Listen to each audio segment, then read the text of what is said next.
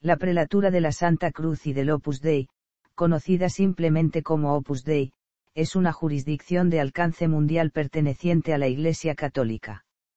Fue fundada el 2 de octubre de 1928 por José María Escrivá de Balaguer, sacerdote español canonizado en 2002 por Juan Pablo II. Fue erigida como prelatura personal el 28 de noviembre de 1982 mediante la Constitución Apostólica Ut Sit del Papa Juan Pablo II y desde el 4 de agosto de 2022 pasó a depender del Dicasterio para el Clero de conformidad con el motu proprio ad Charisma Tuendum, del Papa Francisco. También es denominada la obra, ya que el término latino Opus Dei significa obra de Dios. Generalidades. Las prelaturas personales se regulan en los artículos 294 a 297 del Código de Derecho Canónico, que establecen que una prelatura debe estar gobernada por un prelado y compuesta por sacerdotes que forman el clero propio de la prelatura. Cuenta con la cooperación orgánica de laicos para sus peculiares fines pastorales. El Opus Dei, fundado en 1928, fue aprobado por primera vez en 1941 por el obispo de Madrid, Leopoldo Eijo y Garay. En 1950 la Santa Sede lo aprobó como instituto secular, rigiéndose por sus propios estatutos y dependiendo de la congregación de religiosos. Tras solicitarlo, fue erigida como prelatura personal el 28 de noviembre de 1982 por el Papa Juan Pablo II, siendo la única existente hasta la actualidad. La prelatura depende actualmente de la Congregación para el Clero. De acuerdo con la propia organización, la misión del Opus Dei consiste en fomentar la conciencia de la llamada universal a la santidad en la vida ordinaria. Según datos de la Santa Sede, a 2021 el Opus Dei cuenta con 2.132 sacerdotes y un total de 93.454 miembros. El 57% de los miembros del Opus Dei son mujeres y cerca del 90% reside en Europa y América.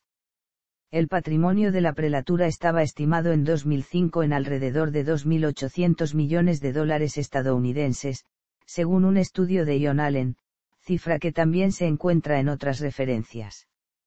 El Opus Dei ha recibido reconocimiento y apoyo de los papas, de diversas autoridades católicas y de otras personalidades, así como críticas por proselitismo agresivo o sectarismo.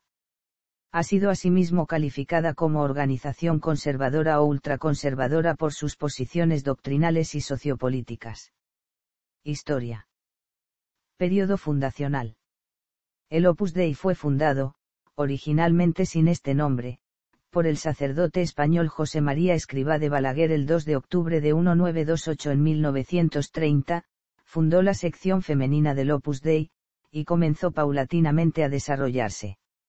En 1933 se abrió la Academia de YA, el primer centro de la institución, donde se impartían clases de Derecho y Arquitectura, para al año siguiente convertirse en residencia universitaria.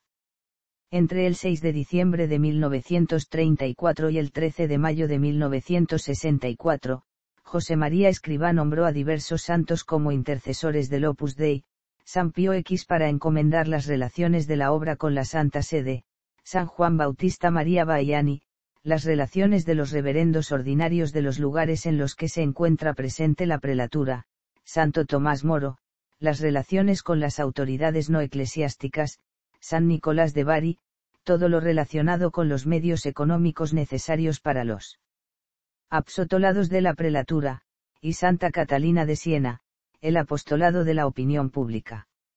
Hacia 1935 o 1936, en la Academia de YA, los miembros del Opus Dei comenzaron a practicar algunas costumbres que el fundador concibió como medios para alcanzar los fines de la institución y que pasarían a ser signos distintivos de la futura obra, entre las que se encuentran la corrección fraterna, las visitas a los pobres de la Virgen, las catequesis o el llamado plan de vida, que incluye actos de piedad como la misa diaria, comunión, rezo del Ángelus, visita al Santísimo, lectura espiritual, rezo del Rosario y penitencia.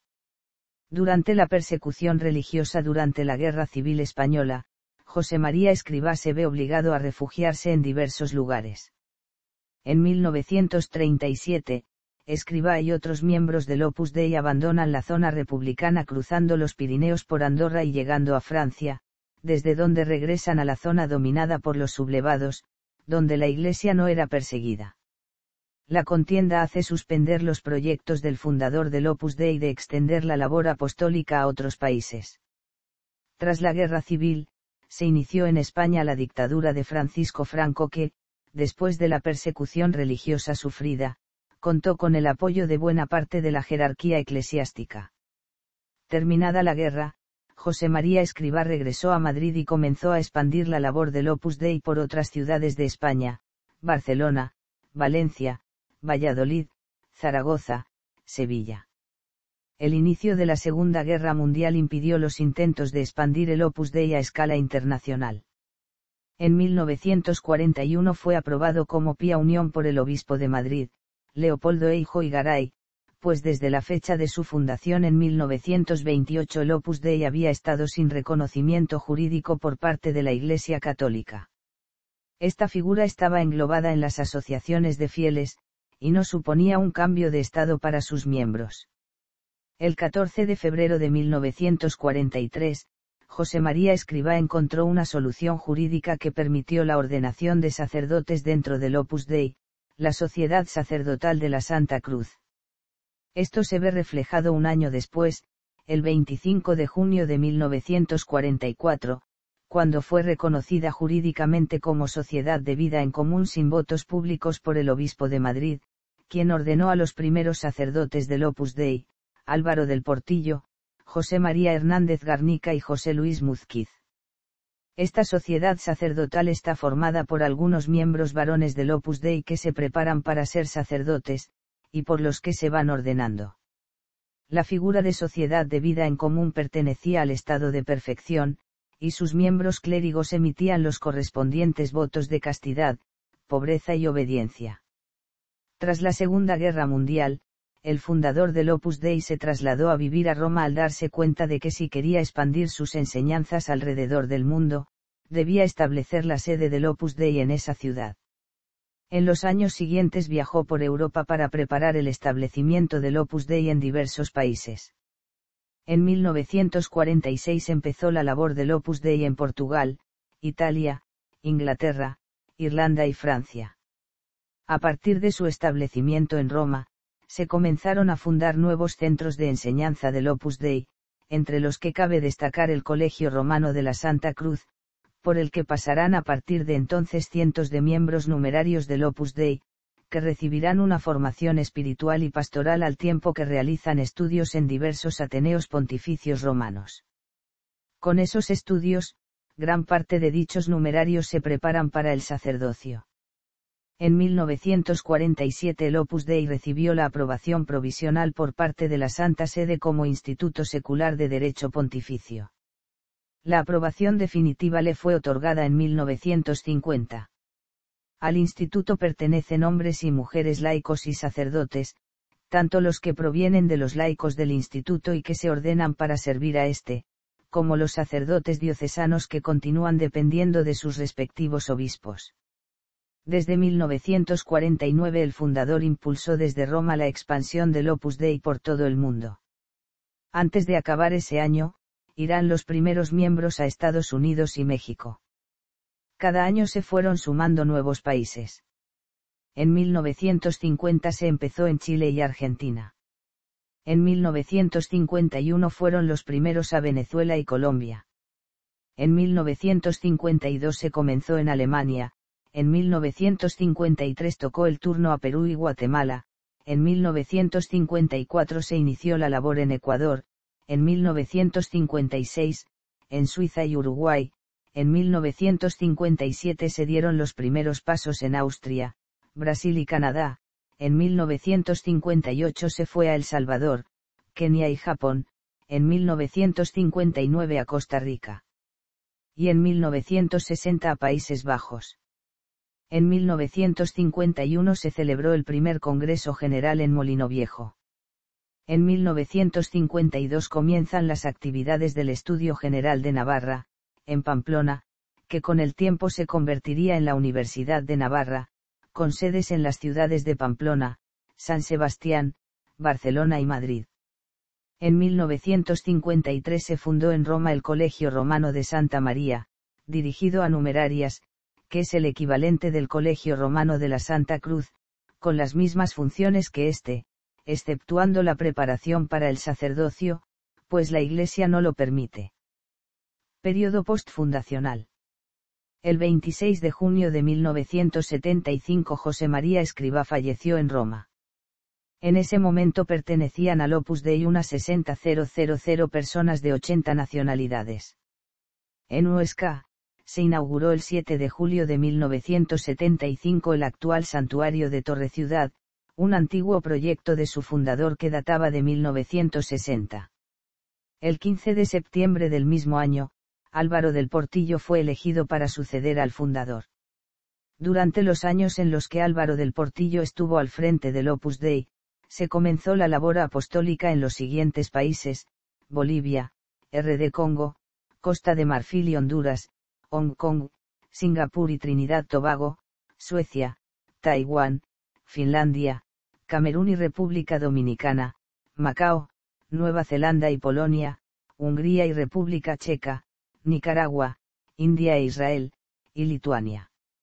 El 28 de noviembre de 1982 Juan Pablo II erige al Opus Dei como la primera prelatura personal de la Iglesia Católica y nombró prelado a Álvaro del Portillo, al que en 1991 conferiría la ordenación episcopal. Intrínsecamente unida a la prelatura está la Sociedad Sacerdotal de la Santa Cruz, asociación de sacerdotes a la que pertenecen los sacerdotes de la prelatura y aquellos sacerdotes diocesanos que lo deseen. El 15 de octubre de 1984 fue fundado en Roma el Centro Académico Romano de la Santa Cruz, que posteriormente la Santa Sede elevaría al rango de Universidad Pontificia, el 9 de enero de 1990, pasando a ser la actual Pontificia Universidad de la Santa Cruz. En 1994 falleció Álvaro del Portillo, siendo elegido como su sucesor Javier Echevarría, que fue ordenado obispo en 1995. Echevarría fue prelado hasta su fallecimiento en 2016. El 23 de enero de 2017 el Papa Francisco nombró prelado del Opus Dei a Fernando Ocariz Braña tras confirmar la elección realizada por el tercer Congreso Electivo, celebrado tras el fallecimiento del anterior prelado. En la votación, participaron 194 miembros de la prelatura. Casos de abuso sexual. Reforma decretada por el Papa Francisco. El 22 de julio de 2022, el Papa Francisco emitió el motu proprio ad Charisma Tuendum, mediante el cual colocó al Opus Dei bajo dependencia del Dicasterio para el Clero, ante el cual deberá presentar anualmente un informe sobre el estado de la prelatura y sobre el desarrollo de su labor apostólica. Asimismo, dispuso que la cabeza del Opus Dei no podrá convertirse en obispo, precisando que era más conveniente instituir una forma de gobierno basada en el carisma más que en la autoridad jerárquica, por lo que el prelado no será honrado con el orden episcopal. Canonización del fundador y causas de otros miembros. Tras el fallecimiento de José María Escrivá, la Santa Sede recibió miles de cartas, entre ellas, las de un tercio del episcopado mundial solicitando la urgente apertura del proceso de beatificación y canonización. Finalmente, su causa se introdujo en 1981 y el 17 de mayo de 1992, Juan Pablo II beatificó a José María Escrivá de Balaguer y el 6 de octubre de 2002, fue canonizado por dicho papa. El proceso de canonización de Escrivá gozó del apoyo de destacadas figuras de la jerarquía eclesiástica, pero estuvo también marcado por la polémica y la oposición, según algunos, por ejemplo, fue inusualmente rápido. Entre las voces favorables se encuentran, por ejemplo, el arzobispo de París, Monseñor François Marty, que en 1979 afirmó que si la Iglesia reconociese la santidad de Monseñor Escrivá, el mundo entero obtendría un gran beneficio, o el del cardenal František, arzobispo de Praga, que dijo pocos meses después de su fallecimiento, su muerte ha sellado una ejemplar vida cristiana y sacerdotal, modelo para la Iglesia. García La Higuera, arzobispo de Valencia, que trató a Escrivá durante más de 40 años, dijo que contemplando su vida se podía decir que José María Escrivá de Balaguer y Albás era un santo, y el cardenal Ángel Suquía afirmó en la clausura del proceso de virtudes que tenía la segura esperanza de que su canonización serviría para despertar y promover deseos y propósitos de santidad. Hay abiertas otras causas de canonización de fieles de la prelatura del Opus Dei. Listado de personas del Opus Dei en proceso de beatificación o de canonización. Obispos.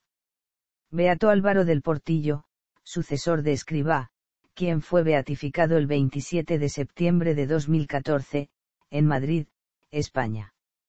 Adolfo Rodríguez Vidal, obispo español y primer sacerdote del Opus Dei en Chile. Juan Larrea Holguín, arzobispo de Guayaquil y primer numerario ecuatoriano. Sacerdotes. José María Hernández Garnica, sacerdote nacido en Madrid. José Luis Múzquiz de Miguel, sacerdote nacido en Badajoz. Laicos. Beata Guadalupe Ortiz de Landázuri, química y profesora, hermana de Eduardo Ortiz de Landázuri, fue beatificada el 18 de mayo de 2019, en Madrid, España. Venerable Montse Grases, una estudiante universitaria española. Venerable Isidoro Zorzano, ingeniero y obrero español de origen argentino. Tony Suifal, ingeniero suizo. Ernesto Cofiño, pediatra guatemalteco. Eduardo Ortiz de Landázuri, médico español, y su esposa Laura Busca Otaegui. Dora del Hoyo Alonso, que trabajó toda su vida en el ámbito doméstico. Encarnita Ortega Pardo, una de las primeras mujeres del Opus Dei. El matrimonio formado por Tomás Alvira y Paquita Domínguez, el doctor químico y ella maestra. Mensaje. El Opus Dei fue fundado como camino de santificación dirigido a toda clase de personas, lo que resultaba novedoso, pues en aquella época era común pensar que solo los religiosos podían ser santos. Según explicaba el propio José María Escrivá, la finalidad del Opus Dei es contribuir a que haya en medio del mundo hombres y mujeres de todas las razas y condiciones sociales que procuren amar y servir a Dios y a los demás hombres en y a través de su trabajo. Para su fundador, la actividad principal del Opus Dei es dar formación a sus miembros y a la gente que quiere recibirla, hasta el punto de que a veces resumía el papel del Opus Dei como una gran catequesis. Se presenta aquí un resumen de las enseñanzas de Escrivá de Balaguer, el mensaje oficial del Opus Dei. Vida ordinaria. Siendo miembros de la familia de Dios a través del bautismo, los cristianos están llamados a la santidad, una vida coherente con su nueva condición de hijos de Dios. La mayoría de los cristianos deben santificarse en el mundo, escribe Escrivá. Así siguen las pisadas de Jesús, que según la Biblia trabajó como carpintero y vivió como hijo de una familia judía en una pequeña aldea durante 30 años. Santificación del trabajo. Cualquier trabajo honrado que hacen los cristianos debe ser hecho con espíritu de excelencia, como un servicio efectivo para las necesidades de la sociedad. Así será un ofrecimiento debido para Dios, ya que en su trabajo de servicio, Jesús hizo todo bien. Oración y mortificación. De la caridad brota la oración constante, apoyada en normas de piedad por las que el cristiano se relaciona con Jesús sacramentado y con la Virgen María. La mortificación, práctica antiquísima de la Iglesia, es la oración de los sentidos. Esta consiste en hacer pequeños o grandes sacrificios, dándoles una dimensión contemplativa hacia Jesucristo en la cruz. Los cristianos que se mortifican procuran hacerlo por desagravio al Señor, para pedir más intensamente por algún motivo, crecer en la virtud de la fortaleza, en un amor a Dios más sobrenatural, etc. Las mortificaciones o sacrificios se ofrecen a Dios en cualquier circunstancia de la jornada, aunque se ofrecen a Dios de manera más intensa en la misa, la cual es centro y raíz de la vida cristiana, como dijo el fundador de la obra. Caridad y apostolado. Los cristianos deben dar la máxima importancia a la virtud de la caridad, comprensión, compasión, cortesía, ayuda a los necesitados y corrección fraterna. La caridad exige el apostolado, dando lo mejor a la gente, el mismo Dios, fuente de paz y alegría. Unidad de vida. El cristiano que practica estas enseñanzas no tiene una doble vida, una vida de fe completamente ajena a su trabajo cotidiano. Por el contrario, tiene una unidad de vida, una unión profunda con Jesucristo, Dios perfecto y hombre perfecto, una persona en que la potencia divina se une con la ordinaria actividad humana. Así, el trabajo de un verdadero cristiano se transforma en trabajo de Dios, Opus Dei. Este cristiano, a pesar de los defectos que trata de erradicar con humildad, es alter Christas, ipse Christas, es decir, otro Cristo, el mismo Cristo según Escribá. El fundamento de la vida cristiana es una conciencia personal de la filiación divina. La alegría viene de saberse hijos de Dios, dice José María. El Opus Dei, dice, es un ascetismo sonriente. La espiritualidad de la institución se recoge, en gran medida, en la obra de Escrivá de Balaguer Camino, una serie de 999 puntos de meditación para orientar a los fieles. La idea de la llamada universal a la santidad fue predicada por San Agustín y por San Francisco de Sales, que sin embargo daban énfasis a la liturgia y las oraciones. Escrivá es más radical. Para él, es el mismo trabajo material lo que debe transformarse en oración y santidad, según reflejó el cardenal Albino Luciani, que más tarde sería papa con el nombre de Juan Pablo I. Las premisas del mensaje del Opus Dei de que todos los cristianos pueden y deben ser santos son las siguientes: los cristianos creen que son pobres criaturas hechos de la nada y que su soberbia les llevan a rebelarse con su Creador. Cristo es el Dios vivo que nos creó y nos mantiene en existencia y el único que puede satisfacer los deseos del corazón humano. Cristo es un Salvador que nos ama como loco y es el quien tiene más interés en que seamos santos. Esta es la voluntad de Dios, vuestra santificación. Este Cristo que está vivo es un Cristo que está cercano con el Espíritu Santo residiendo en un cristiano que está dispuesto a aprender. El espíritu humano que se creó para amar, dijo Escrivá, está llevado a través de un plano inclinado, que empieza con la repetición ferviente de oraciones cortas y entonces se deja paso a la intimidad divina, en un mirar a Dios sin descanso y sin cansancio. Así, una de sus enseñanzas favoritas es el mandato bíblico de que todos deben amar a Dios con todo el corazón, alma, poder y mente, un amor que no se reserve nada, un amor que los padres deben transmitir todo el día a sus niños, y que Cristo llamó el mandamiento más grande. Y también Escrivá apunta al mandamiento nuevo de Jesús: amar unos a otros como yo os amé. Estructura institucional. La prelatura está formada tanto por presbíteros y diáconos del clero secular, como de fieles laicos, hombres y mujeres, gobernados por un prelado. Anteriormente a ser erigida como prelatura personal, ya en 1947 obtuvo la aprobación de la Santa Sede como Instituto Secular de Derecho Pontificio, siendo aprobados unos estatutos en 1950. Escrivá solicitó la conversión en prelatura personal en 1962, y no fue sino hasta el papado de Juan Pablo II cuando finalmente se le concedió esta petición. La Constitución Apostólica Utsit erigió al Opus Dei como prelatura personal de la Iglesia Católica el 28 de noviembre de 1982. Según Juan Pablo II se vio con claridad que tal figura jurídica se adaptaba perfectamente al Opus Dei, teniendo presente la naturaleza teológica y genuina de la institución. Como prelatura personal, su clero está sometido directamente a la jurisdicción y a la autoridad del prelado del Opus Dei, y este a su vez, a la del Papa, por tanto no está sometido ni a la jurisdicción ni a la autoridad de los obispos diocesanos.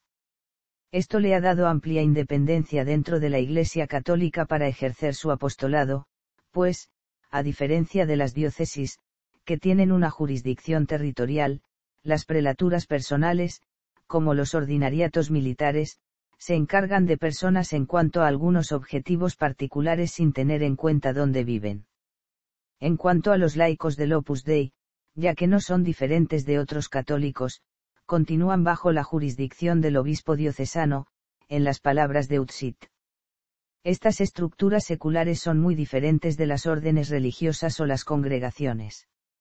Según críticos al Opus Dei como Juan José Tamayo Acosta, teólogo y profesor de la Universidad Carlos III de Madrid, Hans Kung, Leonardo Baff, Jesús Cardenal, Michael Walsh y Kenneth Woodward, periodista de Newsweek.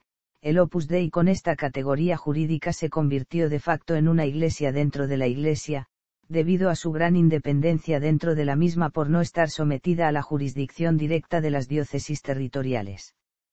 Por el contrario, desde el Opus Dei se señala, ninguna parte de la iglesia constituye una iglesia dentro de la iglesia, sino justamente lo contrario, cada parte promueve vínculos de comunión respecto a toda la iglesia. La legítima autonomía del Opus Dei para llevar a cabo su misión eclesial, como por lo demás la autonomía que en diversos grados es propia de todo fiel y de cualquier realidad eclesial, es siempre autonomía en la comunión con la Iglesia Universal y el Romano Pontífice, y con las iglesias particulares y los obispos diocesanos. En este sentido, el Opus Dei, en su actual configuración como prelatura, goza de la autonomía propia de los entes de la constitución jerárquica de la Iglesia, que es distinta de la autonomía propia de los entes de estructura asociativa. Gobierno del Opus Dei. La prelatura personal de la Santa Cruz y del Opus Dei ha sido gobernada por 4 sacerdotes, llamados también prelados desde que Juan Pablo II elevara al Opus Dei a la calidad de prelatura personal. Distribución territorial. La curia de la prelatura personal tiene su sede en Roma, en donde el prelado único designado por el Papa y único cargo vitalicio está acompañado de 3 vicarios, auxiliar, general y secretario central. El prelado cuenta con la colaboración de la Asesoría Central, Consejo de Mujeres, y del Consejo General, de Hombres. Los vicarios son designados por el prelado, quien también erige o modifica las circunscripciones de la prelatura en diversas partes del mundo. Estas son de 3 tipos con personalidad jurídica según su grado de desarrollo: regiones, cuasi-regiones y delegaciones dependientes del prelado. Al frente de las 2 primeras, el prelado designa por quinquenios a vicarios regionales, y al frente de las terceras a vicarios delegados. Los vicarios regionales están asesorados por la Asesoría Regional para Mujeres y por la Comisión Regional para Hombres. Algunas regiones están subdivididas en delegaciones dependientes del vicario regional, las que, lo mismo que las dependientes directamente del prelado, tienen al frente un vicario delegado asesorado por una Asesoría para Mujeres y una Comisión para Hombres. A nivel local, en algunas ciudades los vicarios regionales o delegados erigen centros de la prelatura, que son las estructuras de base. Los centros son de mujeres o de hombres y cada uno tiene a su frente un laico director o directora que preside un consejo local, y con al menos otros 2 fieles de la prelatura. Para la atención espiritual de los fieles de cada centro el prelado designa un sacerdote. El Opus Dei tiene establecidos centros en 64 países y en Puerto Rico, Hong Kong, Macao y Taiwán, y se compone de 49 circunscripciones. 13 regiones. Perú. Del Plata. Filipinas. Brasil. Chile. Colombia. Portugal. Estados Unidos. Venezuela. América Central Norte. Italia. España. En 2021 se cambió la organización de las delegaciones, ahora son 8, Andalucía Oriental, Andalucía Occidental Extremadura, Madrid Este Islas Canarias, Madrid Oeste Castilla-La Mancha, Navarra País Vasco La Rioja, Islas Baleares Comunidad Valenciana Región de Murcia Aragón, Castilla y León Cantabria Asturias Galicia, Cataluña que también comprende sin centros a Andorra, y Santuario de Torre Ciudad Barbastro. México 19 cuasi-regiones. Austria. Ecuador. Australia y Nueva Zelanda. Bélgica. Alemania. África Oriental. Puerto Rico. Japón. Francia. Canadá. Gran Bretaña. Nigeria. Irlanda. Costa de Marfil. Países Bajos. República Democrática del Congo. Camerún. Polonia. 14 delegaciones dependientes del prelado India. Jerusalén. Asia del Este. Escandinavia. Finlandia y Estonia. Lituania y Letonia. Kazajistán. Líbano. Sudáfrica. Suiza. Croacia y Eslovenia. Rusia. República Checa y Eslovaquia. Sudeste asiático.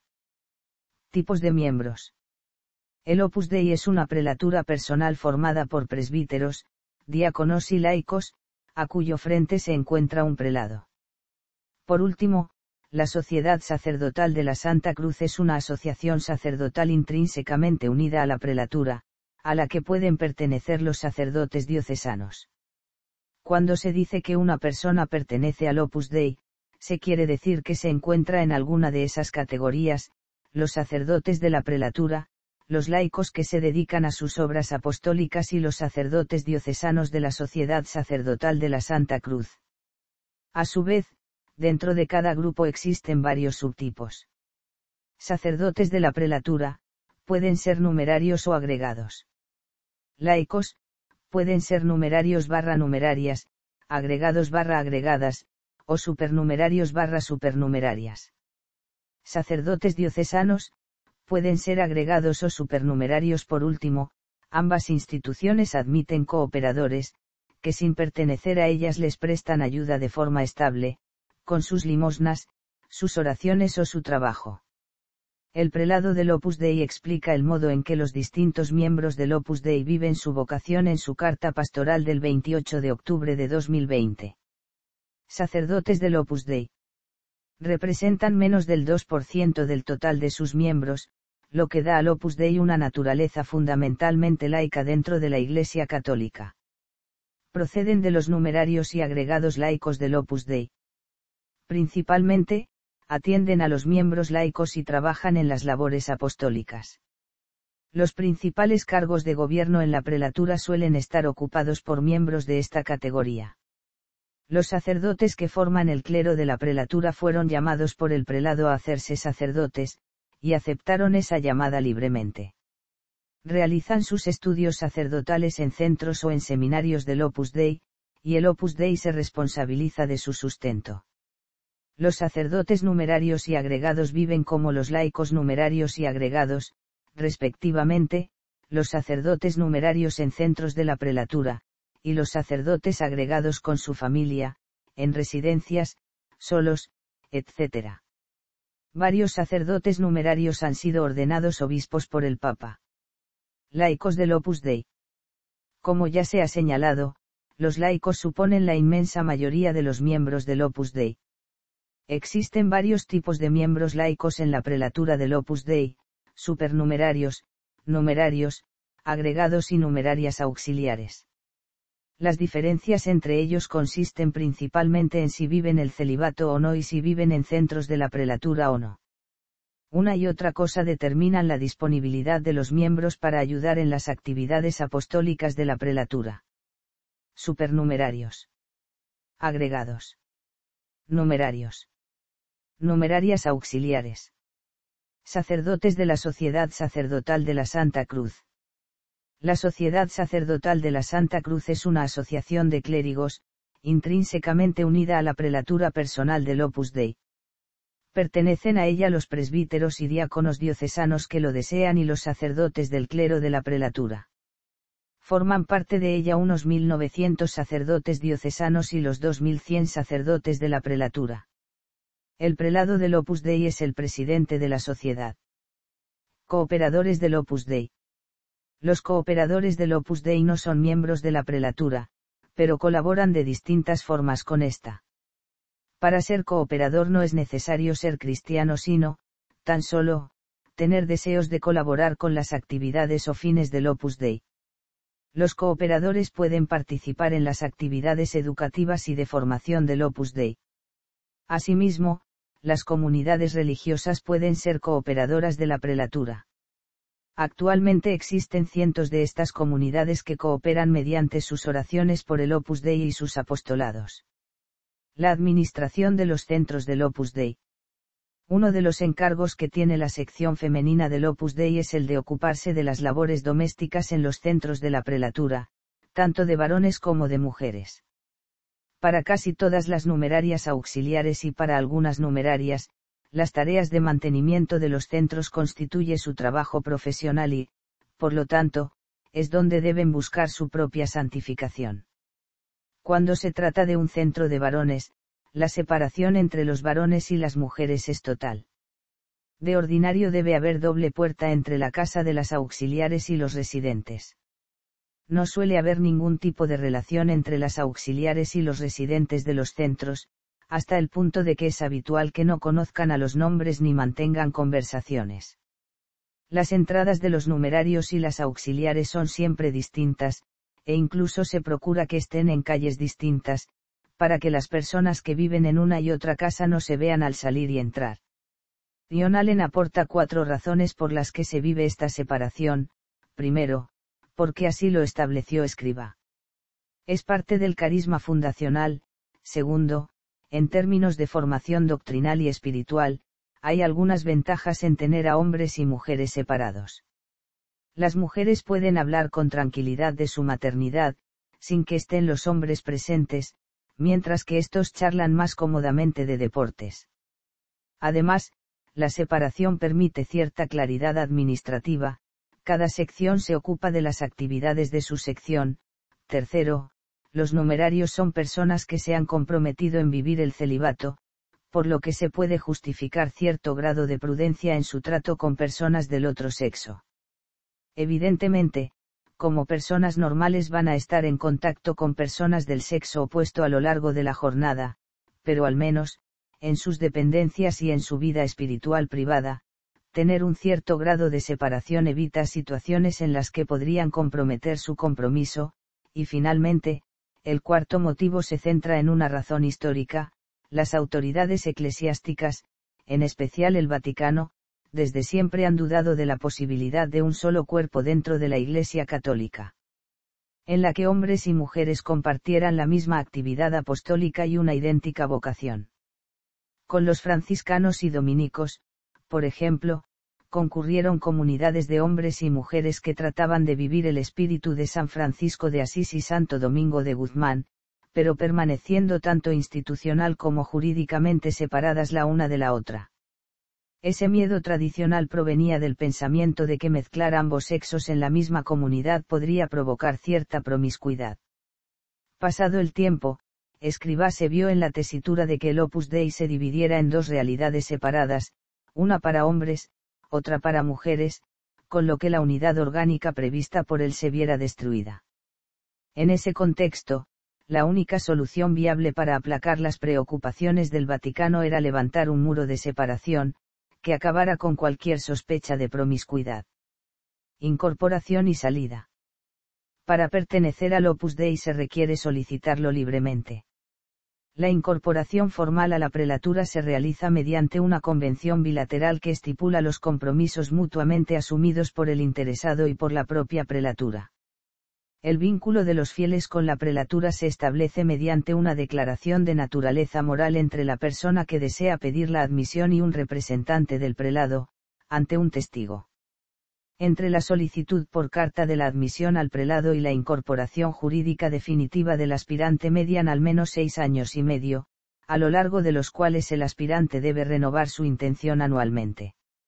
En caso de no hacerlo, desaparecen las obligaciones mutuas, no devolviéndose en ningún caso las donaciones de bienes o dinero ni compensaciones por el trabajo realizado hasta ese momento. El vínculo con la prelatura cesa al terminar el plazo de vigencia del contrato, o antes, si la prelatura así lo considera o si el interesado lo desea, solicitando dispensa al prelado. En este último caso, para que se produzca dicho cese del vínculo entre la persona y la prelatura, el interesado ha de hacer constar su deseo de abandonar voluntariamente la prelatura. Por lo general, esta voluntad se manifiesta por escrito mediante una carta dirigida al prelado del Opus Dei. Dicha carta se hace llegar al prelado, a quien corresponde otorgar la dispensa de los deberes contraídos. No es necesario que esa carta exponga motivos, basta con que conste una voluntad libre, clara y explícita de no seguir adelante. La confirmación del cese del vínculo entre la persona y la prelatura se transmite al interesado, intentando aclarar cualquier aspecto de su nueva situación y ofrecerle, si lo desea, una ayuda espiritual adecuada a sus circunstancias. Generalmente todo eso se desarrolla con cierta celeridad tras la petición de cese del vínculo. Frecuentemente las personas que han abandonado el Opus Dei desean seguir como cooperadores. Pasado un tiempo, puede ocurrir que una persona desee volver y sea admitida como supernumerario, previa autorización del prelado. En el hipotético caso de que el interesado no solicitara la dispensa, obviamente actuaría ilegítimamente. Legalmente, por su propia voluntad y en cualquier momento, cualquiera puede abandonar el Opus Dei sin que exista obligación legal alguna de permanencia, pues el compromiso contractual es de índole únicamente moral. En ciertos casos, los bienes donados o testados podrían recuperarse. Instrucción y formación. Según el fundador del Opus Dei, un cristiano se hace santo a través de dos elementos imprescindibles, la lucha personal por alcanzar el ideal cristiano y la gracia y misericordia de Dios. Para alcanzar el ideal cristiano de aprender a amar, existen unos medios de santificación. En el Opus Dei, dichos medios se pueden resumir en 4 aspectos: 1. Vida interior, la vida de contemplación a la que Jesucristo llamó la única necesaria. 2. Trabajo, Escrivá defendió que el trabajo no es un castigo de Dios, sino un medio para santificarse y santificar a los demás. 3. Apostolado, el cristiano no puede reservarse el mensaje recibido para sí mismo, sino que debe comunicarlo a los demás. 4. Formación doctrinal, conocimiento de la doctrina de la Iglesia Católica, que se ve como religión del Logos. Así dice Escrivá que el cristiano tiene que tener la piedad de los niños y la doctrina segura de los teólogos. Medios de formación. Los medios de formación personal son la charla fraterna o confidencia y la corrección fraterna. El objetivo es ayudar a los fieles a mejorar en su vida interior y en otros aspectos de su vida personal.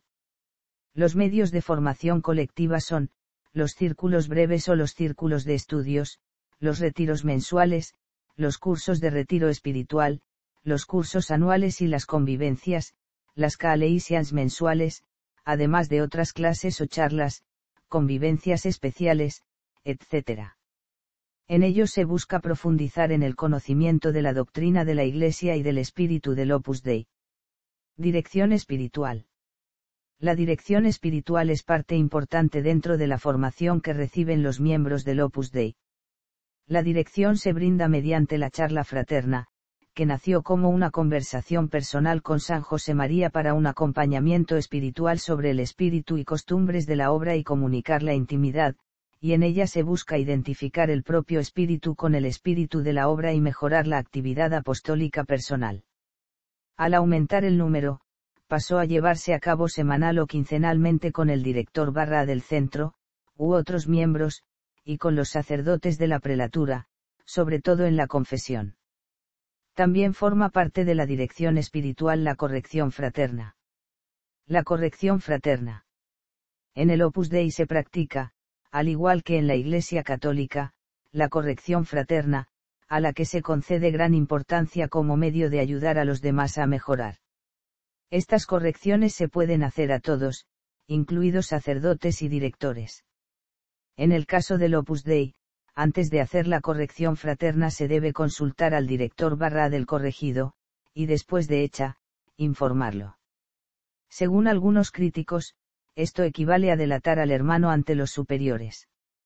Según el Opus Dei, se hace para evitar que una persona reciba la misma corrección fraterna varias veces, o que se haga una corrección fraterna que no resulte prudente, y no para que el superior conozca los defectos del corregido.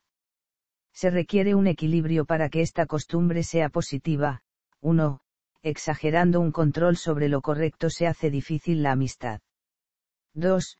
Es una costumbre evangélica, manifestación de caridad, si se dicen las cosas que ayuden a mejorar, y también lo bueno de las personas, y será malo corregir sin visión de conjunto, si no se dice lo bueno. Confesión. La confesión o sacramento de la penitencia es considerada en el Opus Dei, al igual que en el resto de la Iglesia Católica, como un medio básico para avanzar en el proceso de identificación con Cristo o de santificación. En el caso del Opus Dei, sus miembros suelen recibir este sacramento periódicamente cada semana.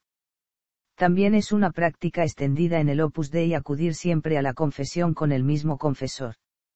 Sin embargo, cuentan con total libertad, en especial si es urgente, de acudir con cualquier sacerdote que tenga las licencias para administrar el sacramento de la penitencia. Actitudes frente al Opus Dei. John Allen, que muestra una imagen positiva del Opus Dei, lo describe como la fuerza más polémica de la Iglesia Católica. La gran mayoría de los obispos y todos los papas aprecian la acción pastoral del Opus Dei. Aún así, no faltan teólogos que lo consideran signo de contradicción o fuente de controversia. Algunos exmiembros se han mostrado también críticos después de abandonar el Opus Dei. Críticas. Entre las críticas externas se encuentran captación y proselitismo de adolescentes, especialmente en los colegios dirigidos por el Opus Dei. Según Tammy Di Nicola, exnumeraria que trabajó en estas labores, el Opus Dei promueve muchos tipos de proyectos sociales, pero cree que detrás existe un motivo oculto: reclutar nuevos socios para la obra en el momento de pedir la admisión. Se desconocen las numerosas obligaciones y restricciones a las que los miembros numerarios van siendo sometidos posteriormente de forma sistemática y progresiva. Integrismo. El escrito más importante es un artículo de Hans Urs von Balthasar, famoso teólogo del siglo XX, publicado en 1963. Supuestos daños psicológicos. Acusación de deshumanización y falta de empatía en numerarios y agregados. Debido al adoctrinamiento dentro de la obra, animar a los miembros numerarios a romper el contacto con sus amigos y familiares en favor de contactos dentro del grupo. Amenazar a los miembros que intentan abandonar. Coacción, al menos psicológica, hacia los miembros que desean abandonar el Opus Dei. Especialmente miembros numerarios, que a veces son derivados a psiquiatras o psicólogos pertenecientes a la obra, antes de dejarles salir, para tratar sus problemas vocacionales. Control sobre las actividades diarias de los miembros numerarios, debiendo requerir permiso para realizar cualquier actividad no reglada, y dando cuenta detalladamente de sus actividades cada semana a sus superiores mediante la confidencia semanal. Además, los numerarios deben entregar todo el dinero que ganen a la organización. Falta de respeto a la correspondencia de los numerarios, que frecuentemente reciben las cartas de sus amigos y familiares abiertas y leídas por los responsables de los centros. A los numerarios también se les induce a entregar las cartas que escriban abiertas a los directores, para que puedan leerlas, y censurarlas en su caso. Falta de libertad para elegir director espiritual. Los críticos a menudo han atacado prácticas como la mortificación corporal, que implica el empleo del cilicio y las disciplinas. Esta práctica es reforzada por la historia de que Escrivá de Balaguer se aplicaba tanto estas prácticas que dejaba rastros de sangre en las paredes de su habitación, aunque indicó posteriormente que los miembros no debían hacerlo. Ambición megalómana de alcanzar puestos relevantes en la sociedad, bien sea en los gobiernos, en las empresas o en organizaciones sociales cualesquiera, con el objeto inequívoco de aumentar su influencia y poder, tanto económico como jerárquico, aunque existan las numerarias auxiliares, que se dedican a tareas domésticas. Por eso se buscan, desde el principio, titulados superiores universitarios, preferiblemente que procedan de la carrera de Derecho, aunque su conducta y actividad profesional sean muchas veces poco ortodoxos. Fomento de las familias numerosas, con muchos hijos, evitando cualquier método anticonceptivo artificial, admiten solamente la planificación familiar. También se critica la actividad personal del fundador y, por ejemplo, se señala que en 1968 José María Escrivá de Balaguer solicita al gobierno franquista de España que le nombren marqués de Peralta. 4 años más tarde, y sin haberlo utilizado, cedería este título a su hermano. Un estudio del historiador Ricardo de la Cierva demostró, mediante documentos de su investigación, que la concesión de este nombramiento había sido irregular. La solicitud, según de la Cierva, habría estado motivada por el deseo del fundador de hacer algo por su familia, que tanto había sufrido, y por estar sinceramente convencido de que le amparaba el derecho a esa reivindicación. El apoyo prácticamente unánime de la Iglesia al mensaje central de José María Escrivá contrasta con el silencio frente a las novedades que el Opus Dei y su fundador introducen en lo referente a la vida espiritual. No existe ninguna intervención de dignatarios eclesiásticos en favor de los novedosos modos ascéticos introducidos por el Opus Dei. Ni el hecho de que la dirección espiritual sea llevada principalmente por laicos, ni su dependencia de la estructura de gobierno de la prelatura, ni la obligación de los miembros de permitir que sus superiores conozcan su intimidad, ni que en la corrección fraterna vaya incluido el deber de informar al superior de los defectos del hermano, han recibido nunca la aprobación ni el rechazo por parte de las autoridades católicas. Sin embargo, algunos responsables católicos han reaccionado con preocupación frente a las denuncias recibidas contra supuestos abusos cometidos por el Opus Dei. Respuestas a las críticas. El portavoz del Opus Dei en el Reino Unido, Jack Valero, niega todas las acusaciones en contra de la obra, aunque admite que algunos miembros pueden haber cometido errores. En cuanto a las denuncias de exmiembros, Valero explica que le duele que se hayan ido en malos términos y hablen mal del Opus Dei, pero también destaca los casos de personas que abandonaron el grupo y mantienen una buena relación con él. No obstante, aclara que no pone en duda la credibilidad de las personas que cuentan sus malas experiencias. Sobre las críticas de algunos exmiembros, Lionel Allen, J.R. dice que mucho de lo que dicen los críticos lo contradicen muchos otros exmiembros, por el elevado número de miembros presentes y por las personas que participan en las actividades del Opus Dei. Posturas favorables. El núcleo del mensaje que transmite el Opus Dei ha sido alabado por distintas personalidades eclesiásticas. Tanto la llamada universal a la santidad y al apostolado como la importancia santificadora del trabajo profesional aparecen en discursos e intervenciones de obispos, cardenales y teólogos, incluso en varios documentos de la Iglesia relacionados con el Opus Dei, señalando la novedad de su mensaje. Albino Luciani, más conocido como el Papa Juan Pablo I, escribía en julio de 1978 que la gran aportación del Opus Dei consistía en el desarrollo de una verdadera espiritualidad laical, que resumía en la imagen, fe y trabajo hecho con competencia para Escrivá caminan tomados del brazo, son las dos alas de la santidad. Juan Pablo II dijo que el Opus Dei anticipó la teología del Estado laical, que es una nota característica de la Iglesia del Concilio y después del Concilio, y describió su fin como un gran ideal. Benedicto XVI, 3 años antes de ser papa, cuando dirigía la Congregación para la Doctrina de la Fe, dijo que la vida y mensaje de Escrivá son un mensaje de grandísima importancia, que lleva a superar la gran tentación de nuestro tiempo, la ficción de que después del Big Bang Dios se retiró de la historia. Las Eucaristías celebradas por el Opus Dei tienen una gran reputación dentro del ambiente católico más tradicional, por su solemnidad y formalidad. A través de la enseñanza del valor santificador del trabajo, la gente ordinaria ya tiene una genuina espiritualidad laical para hacerse santos. Según el cardenal José Sareiva Martins, la gran originalidad del mensaje del Opus Dei está en proclamar sistemáticamente que todos los hombres están creados para trabajar. Todos están llamados a la santidad, y todas las realidades creadas han sido santificadas por Dios hombre. Las películas, computadores, excursiones, deportes son y deben ser medios de santificación. El Papa Benedicto XVI, antes de ocupar dicho cargo, señaló que Escrivá presenta un Cristo en que el poder y majestad de Dios se hace presente a través de cosas humanas, sencillas y ordinarias. Esperando como un Padre misericordioso en el sacramento de reconciliación y realmente presente en el pan eucarístico, Cristo se hace totalmente disponible para alimentar al cristiano de forma que llegue a ser una sola cosa con él. Con el regalo de esta divinización en la gracia, un nuevo principio de energía, y con el apoyo de la familia de Cristo, la Iglesia, y un director espiritual bueno, la difícil tarea de ser santo, es también fácil, dice Escrivá.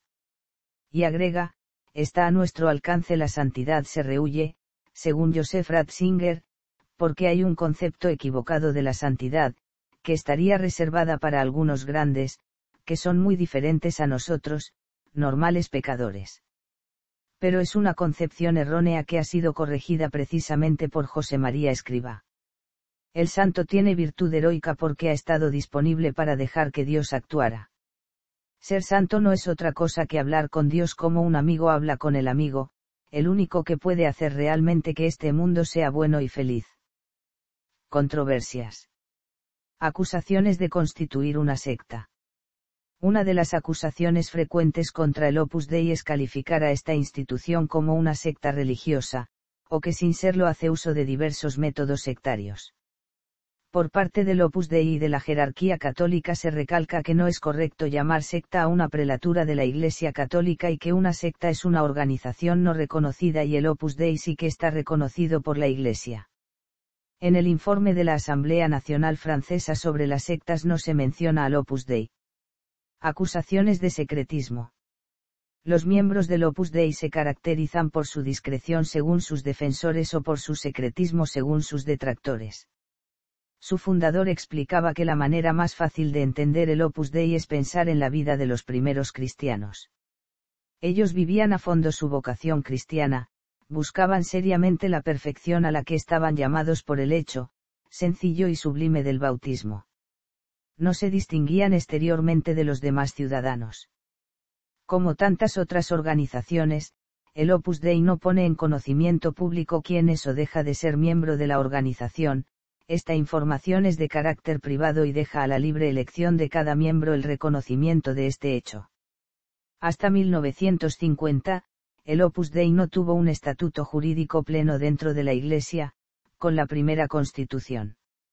El artículo 191, modificado en una revisión de los estatutos en los años 80 cuando el Opus Dei fue nombrado prelatura personal, en la Constitución original rezaba: los miembros numerarios y supernumerarios sepan bien que deberán observar siempre un prudente silencio sobre los nombres de otros asociados y que no deberán revelar nunca a nadie que aquellos pertenecen al Opus Dei. Aquella falta de publicidad dio una imagen de secretismo que continúa hasta la actualidad, pese a ser públicos los estatutos y constituciones del Opus Dei. Esto ha tendido a crear la sospecha de que el Opus Dei funciona como una sociedad secreta y, hasta entrados los años 1980, ha sido prácticamente imposible, no ya por la gente común, sino incluso por los clérigos y, según algunos, por muchos de los miembros conocer íntegramente las constituciones y reglamentos de la asociación.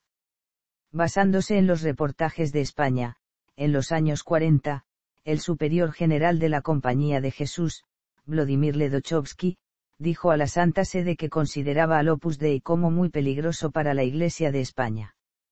Y le achacó el tener un carácter secreto, además de que había señales de una inclinación para dominar el mundo a través de una forma de sociedad secreta cristiana. Según Andrés Vázquez de Prada, miembro del Opus Dei, Peter Berglar, los periodistas católicos Vittorio Messori y John Allen, esta controversia inicial, que procedía de círculos eclesiásticos muy respetados, será la primera raíz de las acusaciones posteriores a lo largo y ancho del mundo, que es una sociedad secreta, peligrosa e inclinada al poder y al dinero. Estas acusaciones han sido rebatidas tanto por el fundador como por sus sucesores a este respecto. El Parlamento italiano investigó al Opus Dei en 1986 y concluyó que no era una sociedad secreta. Los tribunales alemanes, por su parte, han indicado que el Opus Dei no está autorizado a publicar listas, pues la pertenencia es un asunto que forma parte de la esfera privada que se debe respetar. Críticas por aspectos doctrinales. En la labor de enseñar su mensaje, el Opus Dei encontró controversias y rechazos por parte de numerosos detractores, incluidos algunos obispos. El cardenal Julián Herranz, miembro del Opus Dei, dijo que el Opus Dei fue víctima de la cristianofobia. El Papa emérito Benedicto XVI, cuando era cardenal, dijo que el Opus Dei es la unión sorprendente de absoluta fidelidad a la tradición y fe de la Iglesia, y la apertura incondicional a todos los retos de este mundo. Sin embargo, el Opus Dei ha sido criticado por promover una visión demasiado ortodoxa de la fe católica. Los críticos dicen que el Opus Dei logró acercarse más a la cúpula de la Iglesia Católica gracias al Papa Juan Pablo II, para lograr convertirse en una iglesia dentro de la Iglesia, siendo empleada como una fuerza de choque por la necesidad de llevar a cabo una nueva evangelización con principios ultraconservadores y reaccionarios. Por otra parte, sus partidarios dicen que este término conservador está mal aplicado a nociones religiosas, morales e intelectuales. Sin embargo, otros dicen que el término es lo bastante amplio como para aludir a actitudes de conservadurismo en general, no exclusivamente en el campo político. El segundo prelado, Javier Echevarría, dijo en una ocasión que si se emplea la palabra conservador fuera del contexto político, se podría decir que toda la Iglesia es conservadora, porque conserva y transmite el Evangelio de Cristo, los sacramentos, el tesoro de la vida de los santos y sus obras de caridad.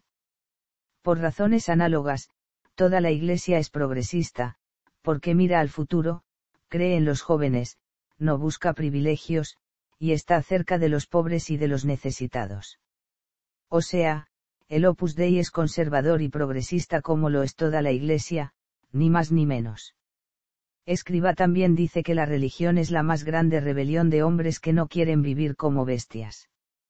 El Opus Dei y su relación con la política. En los años 1950 y 1960, el jefe de Estado y dictador español Francisco Franco designó a varios miembros del Opus Dei como ministros y altos cargos dentro del régimen.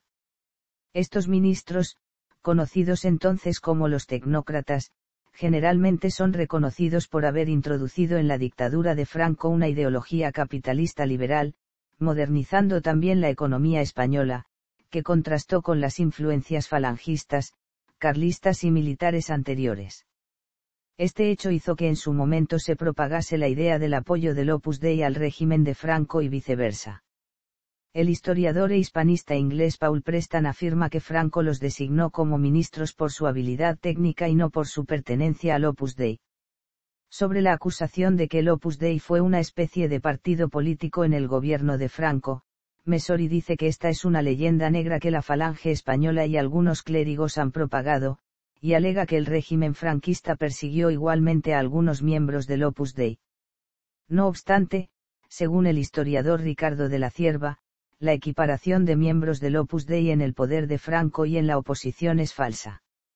Estaban en su inmensa mayoría con el poder, iniciaron una corriente de oposición muy minoritaria entre ellos mismos ya muy al final del régimen, por medio del profesor Calvo Sire, que durante décadas había sido un ardiente partidario de Franco y su régimen, como Antonio Fontán y Rafael Calvo Sire.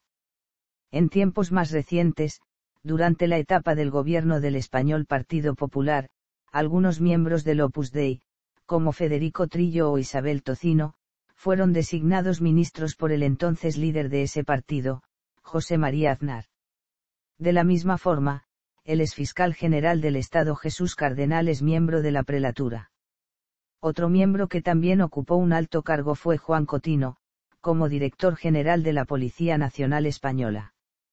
Dentro del nacionalismo vasco, sosteniendo una postura ideológica contraria a los antes mencionados, Rafael Larreina, de Eusko Alkartasuna, parlamentario en el Congreso de los Diputados, pertenece al Opus Dei.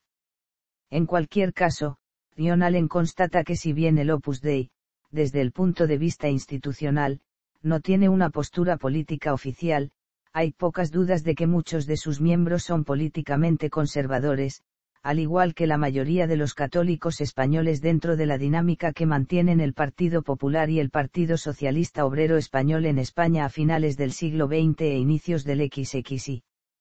También se da hoy en día cierta presencia de algunos de sus miembros y simpatizantes en élites financieras y políticas, sobre todo en las de tendencia católica conservadora. Ha recibido el apoyo de diversos líderes políticos y empresariales como Lech Walesa de Polonia, Corazón Aquino de Filipinas, Ruth Kelly del Reino Unido, Raymond Barre de Francia, y Charles Malik, expresidente de la Asamblea General de la Organización de las Naciones Unidas. Estos son algunos de los personajes que consideran como positiva la influencia del Opus Dei en el mundo. Los miembros del Opus Dei remarcan que la institución tiene una finalidad únicamente espiritual y que cada miembro asume sus responsabilidades profesionales en el mundo de la política o los negocios, sin hacer partícipes de ellas a los demás miembros y menos aún a la institución. Escrivá decía que los fieles del Opus Dei podían tener la postura política que quisieran, siempre y cuando no entrara en contradicción con la doctrina católica. Las posiciones opuestas se reflejan en cómo se interprete el punto 353 del libro Camino de Escrivá. Alberto Moncada, un exmiembro crítico, sugirió que quizás la presunta búsqueda de influencia del Opus Dei en la sociedad se canalice a través de sus colegios y universidades.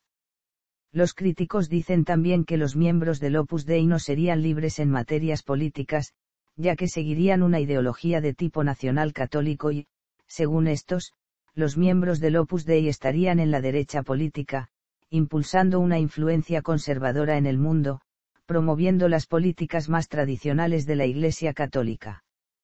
De acuerdo con los portavoces del Opus Dei, esto no probaría la relación del Opus Dei con la política, sino la actividad política de algunos de sus miembros.